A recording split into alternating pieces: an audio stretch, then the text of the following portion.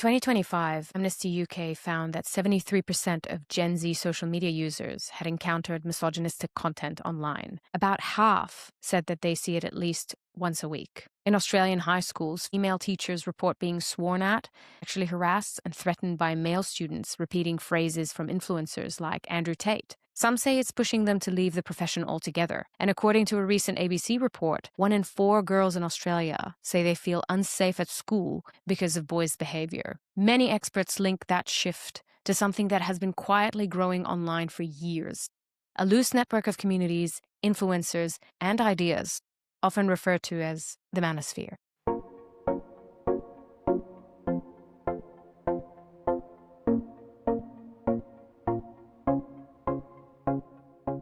My name is Lem Zakaria, or Lema Zakaria in Arabic. I'm fascinated by why some ideas capture the world's attention while others just disappear. Through the lens of psychology, storytelling, and marketing, this podcast explores the cultural forces that turn ideas into movements, the narratives, the emotional triggers, the timing, the things that make something spread. So I recently watched the Louis Theroux documentary exploring the Manosphere, and in one scene, a man casually just calls a woman a dishwasher. I don't know if you saw it yet, but that was one of the first scenes that we see. Another explains why he believes a man should have multiple wives. Another starts a fight in the street to gain more followers online. Louis barely has anything to say to intervene. The footage just speaks for itself. But watching it personally, it left me wondering something much deeper than the surface level. Where did this come from? How did it spread so wildly? And why did it resonate with so many people in the first place? Let's set the scene. So the term manosphere refers to the loose ecosystem of online spaces promoting rigid ideas about masculinity. In these communities, self-worth is often tied to dominance, physical strength, and control over women. Feminism is frequently framed as the enemy, but the ideas themselves didn't actually just appear with social media. Their roots go back decades. In the 1970s, the 1980s, a number of men's rights movements emerged. That's when you started hearing about them. Some began as attempts to question restrictive gender roles placed on men, but over time, parts of those movements shifted. Instead of examining masculinity, many began blaming feminism for men's struggles. So the actual word manosphere first appeared in 2009 on a Blogspot site, a play on the term blogosphere. A writer called Ian Ironwood later compiled various men's blogs and forums into a book and titled it The Manosphere, A New Hope for Masculinity. But the term spread through media coverage. At first, these communities were niche, mostly online forums and small blogs, but in the late noughties and early 2010s, something changed. These ideas began migrating to larger platforms: YouTube, Reddit, Twitter, Facebook, and with them came a new language. One of the most famous phrases is taking the red pill, quote unquote. This term comes from the 1999 film The Matrix. In the movie, taking the red pill means seeing the harsh truth about reality. And within manosphere communities, it became a metaphor for rejecting what they describe as the illusion of feminism. Now, according to this logic, taking that red pill means recognizing that society secretly favors women and disadvantages men. So what started as a fringe internet subculture slowly moved into the mainstream, and several major events accelerated that shift. So what's the impact?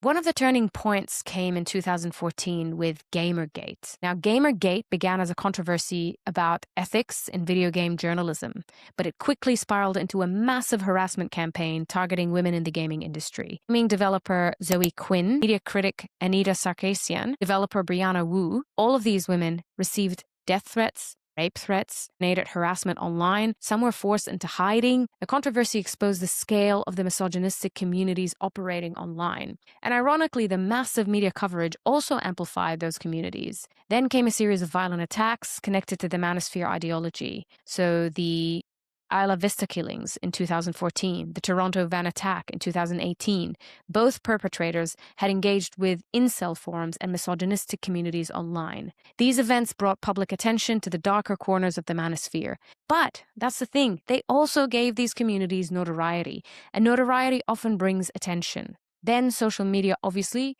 came in like gasoline, accelerated everything. By the 2010s and early 20s, a new wave of influencer had emerged.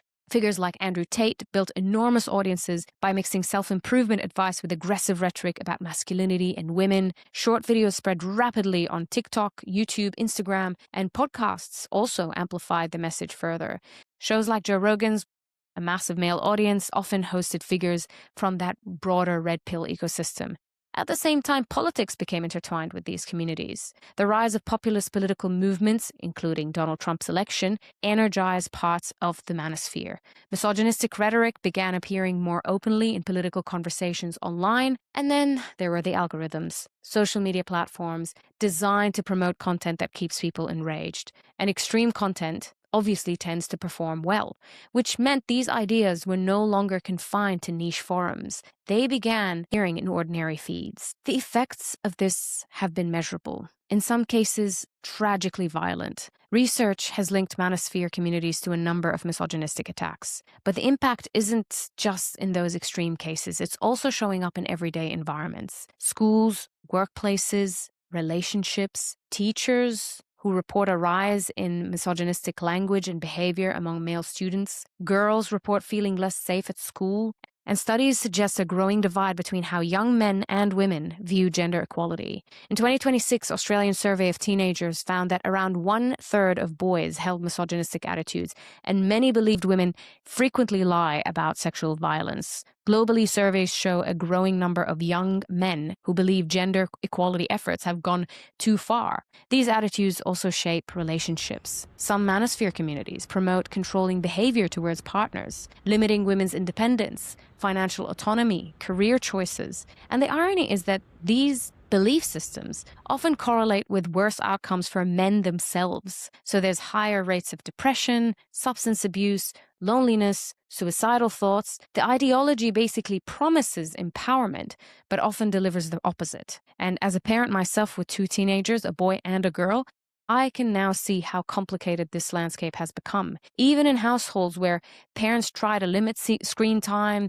there's still these ideas that are circulating through friends, through social media clips, through conversations at school. Even with them having 2 moms at home, my kids are still exposed to this ideology, and it is scary. So why did it resonate?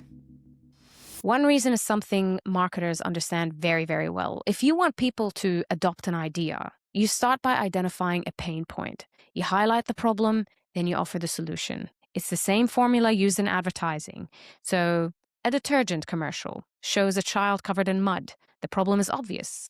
Then the detergent appears as the solution. Simple. And the manosphere operates in a similar way to that, in a much more harmful way, obviously. It starts by identifying real emotional struggles, loneliness, rejection, isolation. And studies suggest that many young men do feel disconnected from society at large. Some report feeling like there's no one who really understands them. So the manosphere offers something really powerful in that moment, in that vulnerable moment. And that's belonging, validation, a sense of brotherhood. But alongside that community, there comes a narrative, a story about who is responsible for those struggles. And often, that story blames feminism, women, social change. And another reason this ideology spreads is that it mixes self-improvement with controversy, fitness advice, money, confidence, success.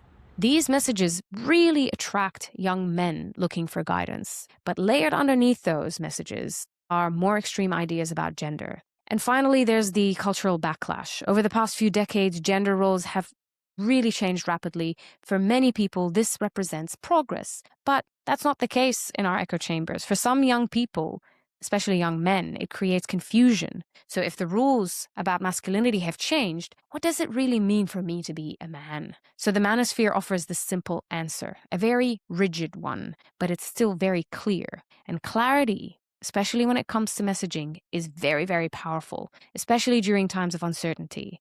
And then add the algorithms that reward extreme content and a generation raised entirely online, and then the conditions become perfect for an idea like this to spread. So the manosphere right now is firmly embedded in the digital landscape, but it's also increasingly scrutinized. Researchers, educators, journalists, they're all examining how these ideas circulate and how they affect young people. At the same time, conversations about masculinity are evolving. Many men are rejecting these narratives and exploring healthier ways to define identity and relationships. Next time on Why It Resonates, falafel. It's a food that has existed for centuries. So why did it suddenly explode in popularity in Australia in the 1970s? Until then, from me, Lem, have a beautiful day or night. If you liked watching or listening to this podcast, please follow, subscribe. It's completely independent. I'm going to be doing this weekly, and I'd really appreciate to hear from you. What would you like me to cover next?